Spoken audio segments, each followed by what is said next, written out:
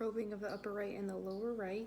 So for the buckle, you're not gonna really be able to see from this side, but you'll be able to see when I get down here better because I'll be able to position it, but just hand placement, just to show really fast. Terrible ergonomics right now, but I'm gonna just insert and walk and then insert again. I'm kind of treating this like it's a class 2 patient, so there's some 3s and 4s and approximately 1s and 2s on the buckle. And then I'm gonna face this way just so I look a little bit better.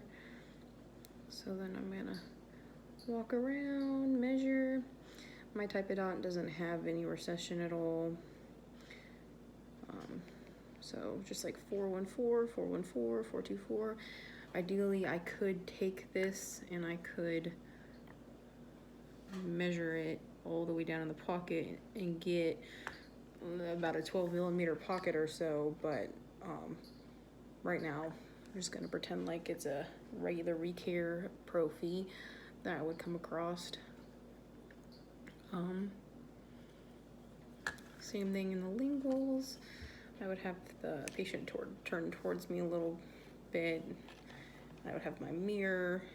But obviously this is a little weird because here.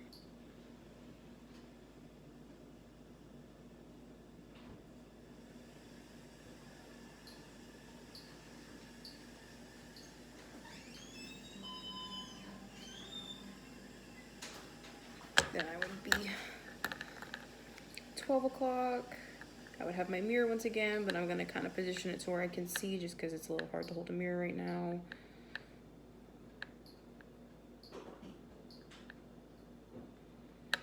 Okay, and then I'm gonna move down here to the lower right.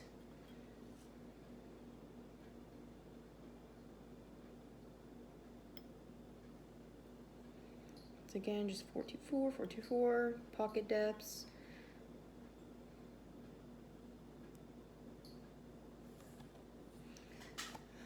Then I would have the patient, once again, I kind of be shifting from 8 to 9 o'clock as I'm going this way, having them turn a little bit towards me each time.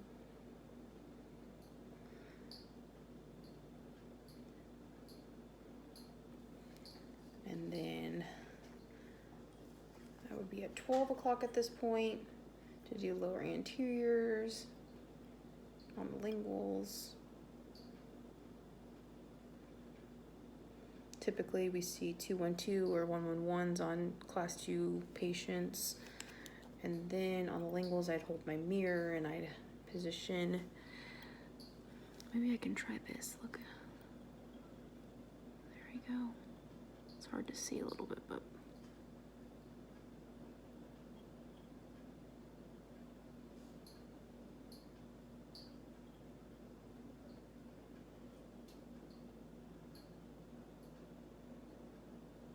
Okay, so I record all those, and then if the patient had recession, so I could kind of pull this up and make it look like it.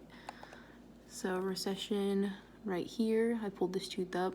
You would see this root surface, that would be about a 4 millimeter recession, and then with like a 2 millimeter pocket, that'd be 6 millimeters cow. Obviously all the teeth are gonna look like class 2 mobility, class 3 mobility because this is a typodont, but you know, you would take 2 blunt-ended instruments and you would, I always like to check the anteriors first because most of the time that's where you first find mobility, and you'll find what class it is. And then furcation involvements, of course. I personally don't use the furcation probe unless like it's very, very deep, but for the most part, if you use your Explorer and just kind of turn it in, you can feel those furcation involvements. Class 1, you just feel like the divot in it. Class 2, you can kind of stick it through the furcation just a teensy bit. Class 3, you can go underneath, and class 4 all the way through. So that is the right side probing.